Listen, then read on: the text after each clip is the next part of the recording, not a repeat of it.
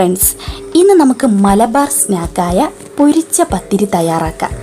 വളരെ ടേസ്റ്റി ആയിട്ടുള്ള ഒരു റെസിപ്പിയാണിത്. അപ്പോൾ നമുക്ക് അതിന് വേണ്ട ഇൻഗ്രീഡിയൻസ് എന്തൊക്കെയാണെന്ന് നോക്കാം.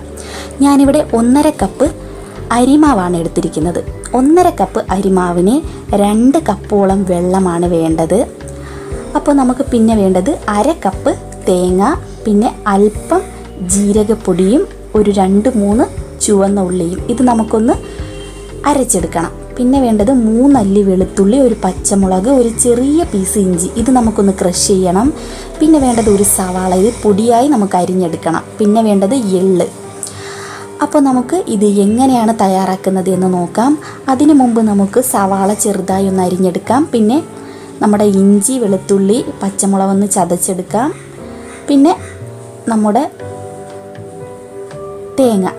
തേങ്ങ, ജീരകം, ചുവന്നുള്ളി, ഇത് നമുക്ക് ജാറിലോട്ടിട്ട് നന്നായിട്ടൊന്ന് അരച്ചെടുക്കാം. വെള്ളം ഒന്നും ചേർക്കണ്ട, ഇതുപോലെ ഒന്ന് ഡയറക്റ്റായിട്ടിട്ട് അങ്ങ് ഒന്ന് അടിച്ചെടുത്താൽ മതി. അപ്പോൾ ഞാനിവിടെ നമ്മുടെ തേങ്ങ മിക്സ് ഒന്ന് അരച്ചെടുത്തിട്ടുണ്ട്. ഇത് നമുക്ക് അങ്ങോട്ട് മാറ്റി വയ്ക്കാം. ഇനി നമുക്ക് ഒരു പാനിലേക്ക് അല്പം ഓയിൽ ഒഴിച്ചു കൊടുക്കാം. ഇനി നമ്മൾ എടുത്തു വെച്ചിരിക്കുന്ന ഇഞ്ചി, വെളുത്തുള്ളി, പച്ചമുളക് ഇതിലേക്ക് ഇട്ട് കൊടുത്തൊന്ന് വഴറ്റിയെടുക്കണം. തീ നന്നായിട്ട് കുറച്ച് വെക്കണം, കാരണം ഈ ഇഞ്ചി വെളുത്തുള്ളി പെട്ടെന്ന് കരിഞ്ഞു പോകുന്നതാണ്. ശേഷം നമുക്ക് സവാള ഇട്ട് വഴറ്റി കൊടുക്കാം. ഈ സമയത്ത് നമുക്ക് മീഡിയം ഫ്ലെയിമിലോട്ട് മാറ്റാം. ഇനി നമുക്ക് ആവശ്യത്തിന് ഉപ്പ് ചേർത്ത് കൊടുക്കണം. ഇനി നമ്മൾ ഉപ്പൊന്നും വേറെ ചേർക്കില്ല, അതുകൊണ്ട് മാവിന് വേണ്ടിയുള്ള ഉപ്പ് കൂടി നമുക്ക് ചേർത്ത് കൊടുക്കണം. ഇനി നമുക്ക് ഒരു 2 കപ്പ് വെള്ളം ഇതിലേക്ക് ഒഴിച്ചു കൊടുക്കാം. ഇനി ഇത് നന്നായിട്ടൊന്ന് തിളയ്ക്കട്ടെ. ഇപ്പോൾ നന്നായിട്ട് തിളച്ച് വന്നിട്ടുണ്ട്. ഈ സമയത്ത് നമുക്ക് നമ്മുടെ 1.5 കപ്പ് അരിമാവ് ഇതിലേക്ക് ഇട്ട് കൊടുക്കാം. ഇനി നമുക്കെല്ലാം കൂടി ഒന്ന് നന്നായിട്ട് മിക്സ് ചെയ്യാം.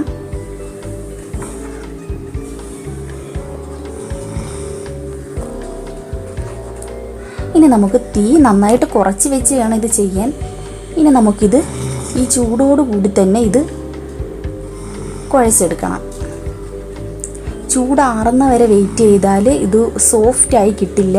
ആ ചൂടോടുകൂടി തന്നെ നമ്മൾ നേരത്തെ തയ്യാറാക്കി വെച്ച കോക്കനട്ടിൻ്റെ ആ മിക്സ് കൂടി ഇടാം. പിന്നെ നമ്മുടെ എല്ലാം ഇതിൽ ചേർത്ത് വേണം ഇത് കുഴച്ചെടുക്കാൻ. നമുക്ക് കുറച്ച് വെള്ളം കയ്യിലോട്ട് തടവിയതിന് ശേഷം ഇതുപോലെ നന്നായിട്ട് കുഴച്ചെടുക്കാം.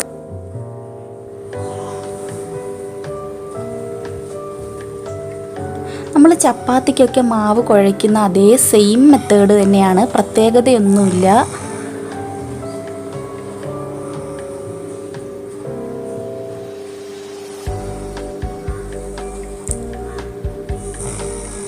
ഇത് വളരെ ടേസ്റ്റി ആയിട്ടുള്ള ഒരു സ്നാക്കാണിത്.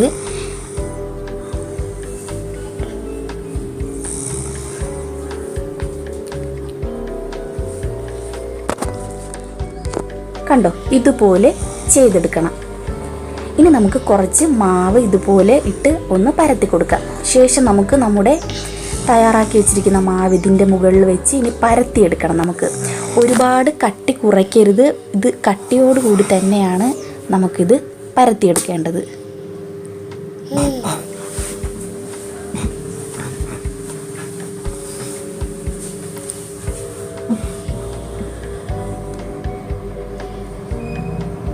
നമ്മൾ ഈ മാവിട്ട് ഇങ്ങനെ പരത്തിയാൽ നമുക്ക് ഒട്ടിപ്പിടിക്കാതെ കിട്ടും. അതിനാണ് ഞാനിങ്ങനെ മാവിട്ടത്. ഇനി ഇതുപോലൊരു ഗ്ലാസ് ഉപയോഗിച്ച് നമുക്ക് ഷേപ്പ് വരുത്താം.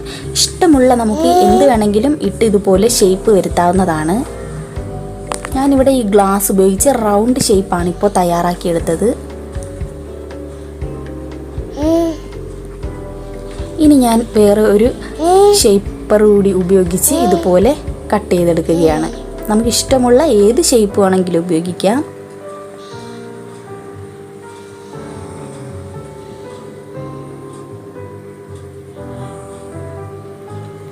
കണ്ടോ, ഇനി നമുക്ക് ബാക്കിയുള്ളതും ഇതുപോലെ ചെയ്തെടുക്കണം.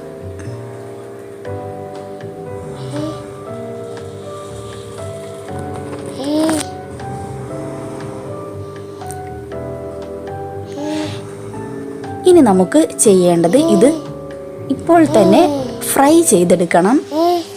അപ്പോൾ നമുക്ക് എല്ലാം നമ്മളിവിടെ റെഡിയാക്കി വെച്ചിരിക്കുകയാണ്. ഇനി നമുക്ക് ആവശ്യത്തിന് ഓയിൽ ഒഴിച്ചു കൊടുത്ത് എണ്ണ നന്നായിട്ട് തിളയ്ക്കുന്ന സമയത്ത് ഓരോന്നിട്ട് ഫ്രൈ ചെയ്തെടുക്കാം.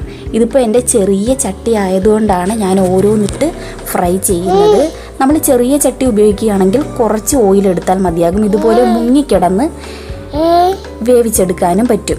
ഇച്ചിരി വലുതാണെങ്കിൽ നമുക്ക് ഒരുപാട് ഒന്നിച്ചിട്ട് വേവിച്ചെടുക്കാം.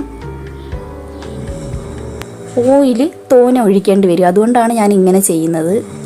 ഇനി സമയം മെനക്കെടാൻ തയ്യാറല്ലാത്തവർ ഓയിൽ തോനെ ഒഴിച്ച് വലിയ ചട്ടിയിൽ എല്ലാം ഒന്നിച്ചിട്ട് കുറേശ്ശെയായിട്ടിട്ട് ഇതുപോലെ ഫ്രൈ ചെയ്തെടുക്കാം.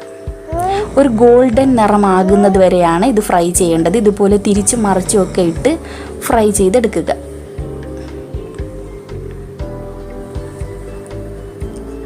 അപ്പോൾ നമ്മുടെ മലബാർ സ്നാക്കായ പൊരിച്ച പത്തിരി ഇവിടെ റെഡി ആയിട്ടുണ്ട്.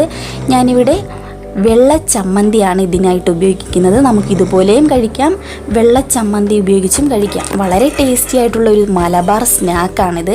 ഞാൻ വെള്ള ചമ്മന്തിയിൽ കുറച്ച് ഉപ്പ്, ചുവന്നുള്ളി, പച്ചമുളക് എന്നിവയിട്ട് അരച്ചെടുത്ത ചമ്മന്തിയാണ്.